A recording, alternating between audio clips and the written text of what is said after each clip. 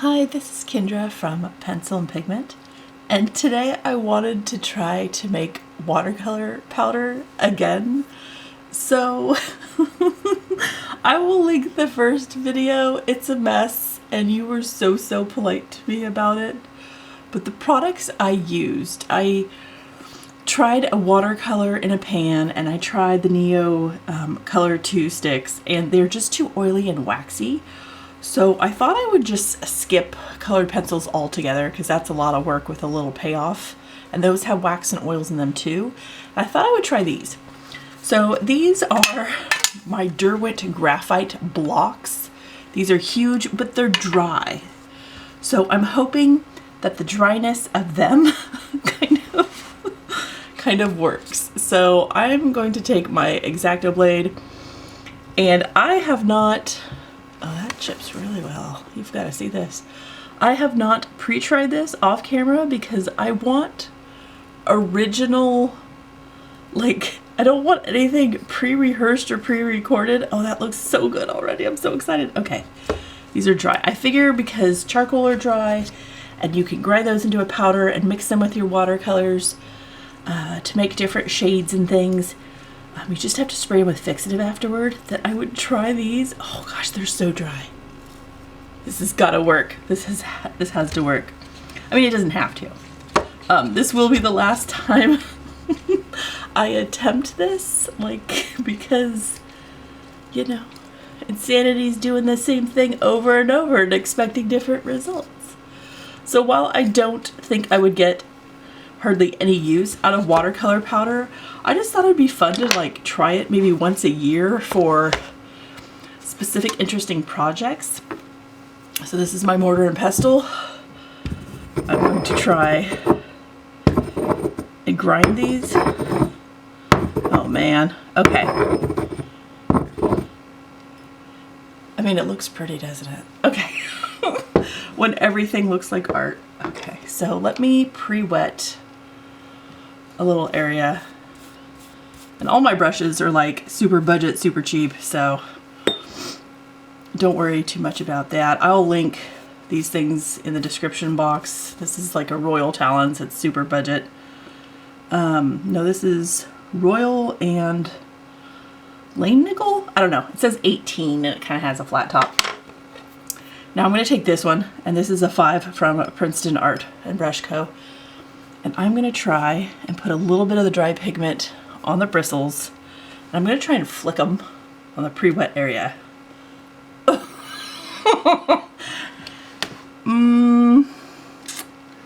That's not doing anything. Okay, so maybe I need more water. I'm gonna keep trying it. I haven't given up yet. Not yet. Let's do like a whole puddle, and I'm using some studio grade Fabriano cold pressed paper, so it has a little bit of like texture and stuff. All right, let's try this. Is it kind of working? Oh man, I don't know. It definitely doesn't. Well, you really have to puddle the water. If I drip on top of what looks like too much pepper,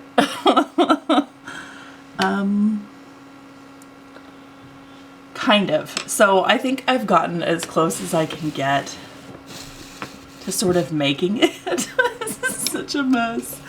Again, I wouldn't get any use out of like a whole little jar. And I know the jars are like $8, $9. It's not like a huge bank breaking thing. I just don't.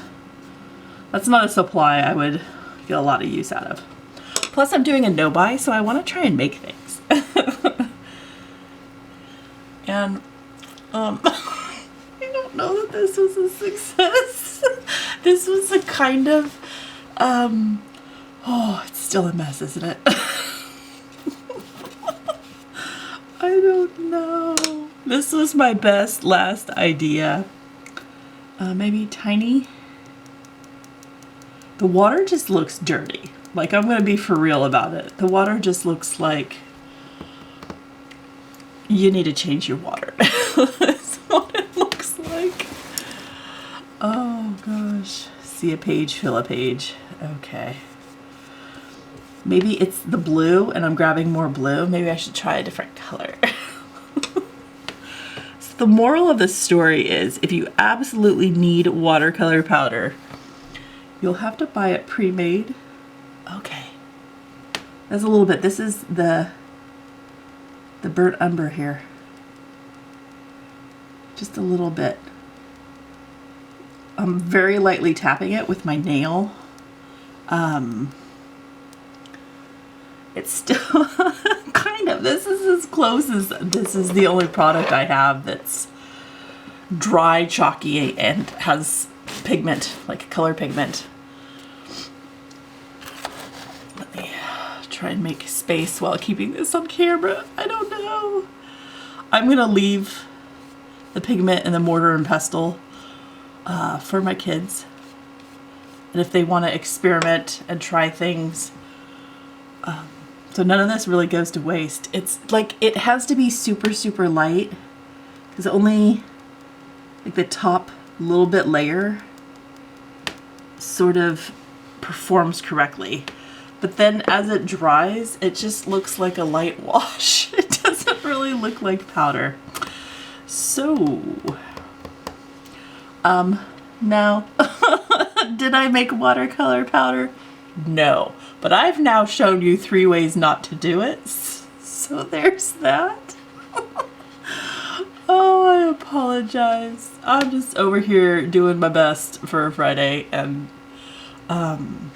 this is my best. It just looks like I've just ground up, I don't know. It looks like seasoning. There's so much water on this page at this point.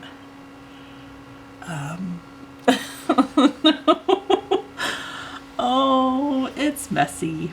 I mean, it's fun. But if you absolutely need watercolor powder, and you think this is something that you would use as like a wash for backgrounds or sort of abstract elements where the pigment blooms and spreads, you might have to buy a jar when your no-buy or low-buy is, you know, when your no-buy is over or you have the budget for it, because I'm not sure how you can make watercolor powder at home. We've established that I don't know how to make it. So, yeah, I mean, it's fun. Watercoloring is just fun. So, yeah. I believe there are some creators and YouTubers that use watercolor pigment powders. I will find some unique tutorials and videos that show folks using what the product looks like and what it should look like, so you can see if that's something to add to your supplies. You know, if you are a crafter or a card maker, or you work large and you want the main focus to be on your central illustration and the background maybe is blurred or something, I think they would come in handy.